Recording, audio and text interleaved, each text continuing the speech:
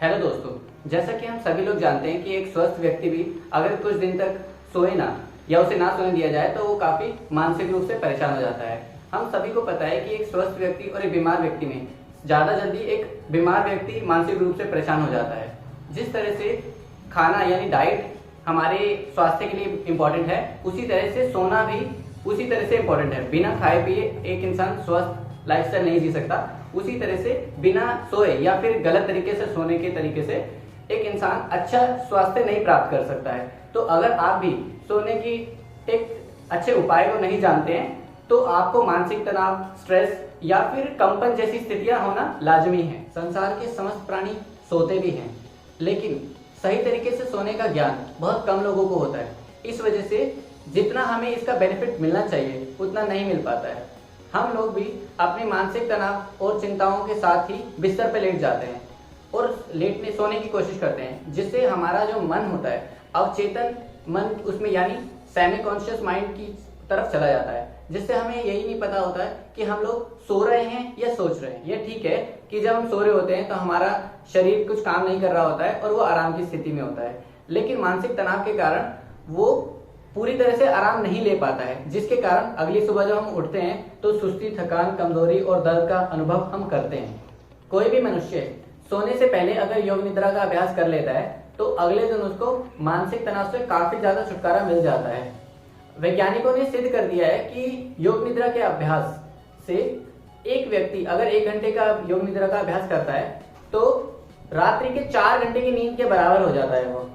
तो इसलिए हर एक व्यक्ति को 1 घंटा तो नहीं, अगर कोई व्यक्ति 20 मिनट यानी रोज की रात को सोने से पहले 20-20 मिनट तक भी योग निद्रा का अभ्यास करे तो उसके जीवन में काफी परेशानियां हल हो जाएंगी। ध्यान में सफलता प्राप्ति के लिए योग निद्रा बहुत सहायक होता है। इसके द्वारा आप अपने विचारों को केंद्रित करके किसी भी मनचाही दिशा में मोड़ सकते हो। योग निद्रा जो है वो ना तो सोने की स्थिति है और ना ही जागने की स्थिति है, ये दोनों के बीच की स्थिति है, बीच की अवस्था है। मनोचिकित्सकों ने भी ये सिद्ध कर दिया है कि इस बीच की स्थिति में, मतलब सोने और जागने के बीच की स्थिति में आप जो भी निर्देश या संकल्प लेते हो वो बहुत जल्दी पूरे होते हैं, चाहे वो संकल्प किसी योगा इंस्ट्रक्टर के द्वारा दिए गए हों या आपके खुद के द्वारा किए गए हों। इसका आपके शारीरिक और मानसिक रूप से बहुत गहरा प्रभाव आप पर पड़ता है और इसलिए योग निद्रा में लिए गए संकल्प हमेशा पूरे होते हैं। उदाहरण के लिए अगर कोई व्यक्ति सिगरेट, शराब या कोई और गलत आदत को छोड़ना चाहता है लेकिन वो छोड़ नहीं पाता है तो उस इंसान को योग निद्रा करते हुए संकल्प या निर्देश लेने चाहिए कि मैं उस चीज को छोड़ना चाहता हूँ या मैं उस चीज को छोड़ रहा हूँ। इस तरह की कुछ बात मानसिक रूप से कही जाती है जिससे कि उसको काफी बेनिफिट मिलता है और वो उस गलत आदत को छोड़ देता है। इतना ही नहीं, बड़ी कुछ बीमारियां हैं जैसे हृदय रोग, डायबिटीज, हाई बीपी, लो बीपी या फिर दमा जैसी बीमारियां। इन सब बीमारियों में भी अगर हम योग निद्रा का अभ्यास करते हैं तो काफी बेनिफिट मिलता है।